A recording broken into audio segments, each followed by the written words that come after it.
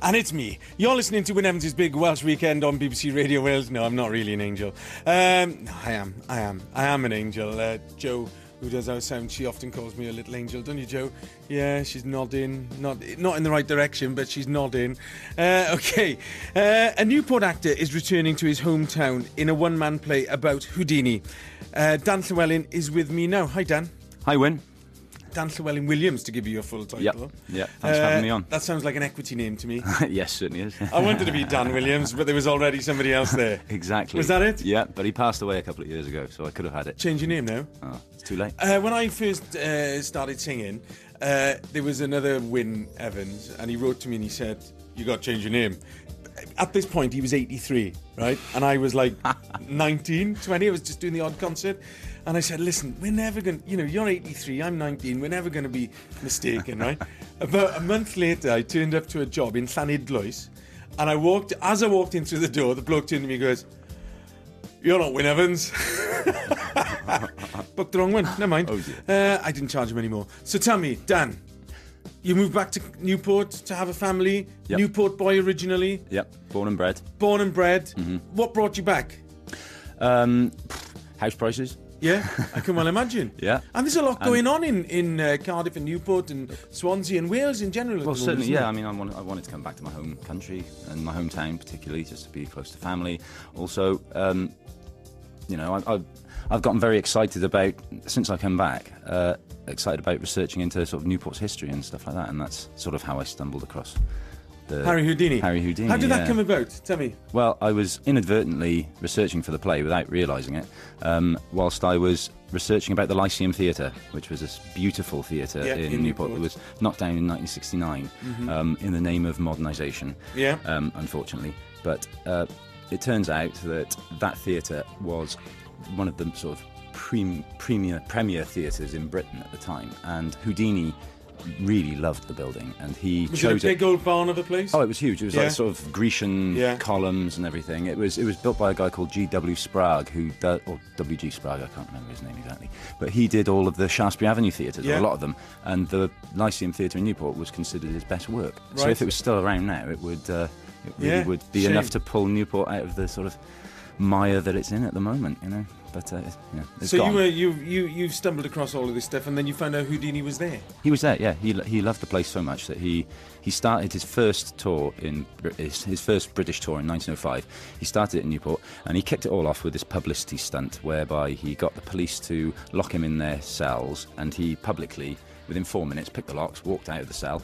But he not only did that, he challenged the duty officer to lock his clothes. He undressed himself, passed his clothes through the bars, and said, "Why don't you make it a challenge, lock my clothes in the next cell?"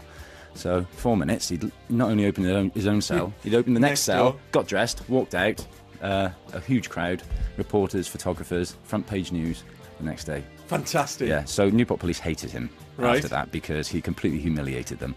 There was a public inquiry apparently into them, into the state of their cells, if it could be picked that easily. So he came back 13 years was 1913, 8 years later. 8 years, right. And that time he wanted to jump off Newport Bridge, manacled and chained. And he published this in the newspaper before he was going to do it, published his intentions. And Newport police counter-published the next day saying, "No, you're not going to do that. Sorry, no, we're going to have you for public disturbance, blah, blah, blah, causing a fray, all this sort of stuff." He wrote back in the paper the third day and said, "Well, I've had the better of Newport police before, and I'll do it again."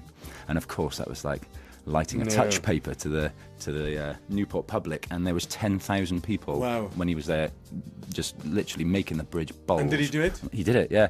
Oh, he sent a decoy onto the bridge. The police all dived on the decoy. He then jumped off the other side of the bridge. Brilliant. Brilliant. And so what's the play about? The play is about these two visits to Newport? Well, loosely, yeah, that's the sort of framework. There's also real events which happened in Newport. Obviously, the building of the Transporter Bridge was a massive deal at the time. I mean, Newport docks at the time were huge, very influential throughout the 1700s, 1800s, and they were still growing at this point. And they were about to build the biggest sea lock in the world at that point. And in 1909, there was the Newport Docks disaster, which was a huge industrial accident where this 50-foot trench under at the seabed, the riverbed, that they dug down to make the foundations for this lock, they all collapsed on top of 50 men, killed 39 of them. Wow. Anyway, the play is about a young boy growing up in Pill, whose dad's a docker and his granddad is a policeman. And he's sort of loosely based on members of my family. And he... The mad ones or the normal ones? Oh, they're all mad. Great. Yeah. Good. It's not a good story otherwise, Are you is it? embarrassed when they come to see you and you go, oh, that's Auntie Maud over there? Well, we had a few in last night, actually. Really? And yeah, some of them who were mentioned by name in the play as well. And oh, nice. You know, of course, you can get all these family members to do things that you're a man of very embarrassed substance. to do. Yeah, of course. Yeah, integrity, I'd say. So basically, we follow 8 years between these two visits by Houdini. Through the eyes of this boy who's growing up, and he is obsessed with Houdini. His granddad was a policeman who was shown up by Houdini the first time he came there, so his granddad won't let him go and see him. He doesn't like him being obsessed with him, but this boy tries to emulate all of his tricks, like the water torture cell and all that. It was very, very dangerous things. And this boy gets into all sorts of mischief over these 8 years, and he sees the building of the docks, the building of the the docks disaster, the building of the transporter bridge. We saw all these significant events in the town's history between those 2 points. Do you do any escapology yourself in the show? Yeah, not actual escapology, no, because that would possibly take years and years and years to learn. To refine. But there's a very, very sort of significant scene where the boy does. I'm not going to give away what happens, but it involves Newport Transporter Bridge. There's a very, very intense scene about an escape. Were you tempted to throw yourself off Newport Transporter Bridge in order to publicise this play? Well, I didn't... It would have been a I was cracker, tempted, that. actually. Can you imagine? Tempted. Well, yeah. Well, it's loosely based on my dad.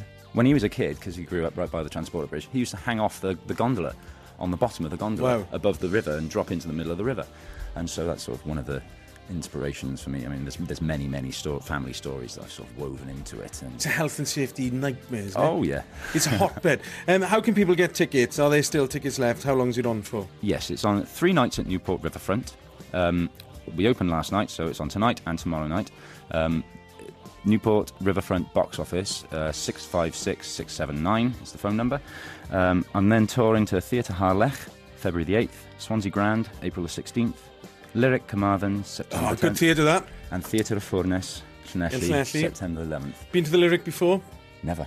It's brilliant. My parents reopened that building. Really? Yeah, and I practically grew up there for 20 years. Are they on the wall? Yeah, they will be somewhere. I'll look at them. It is a brilliant theatre. Love that theatre. You'll have a great time there. It's a big theatre.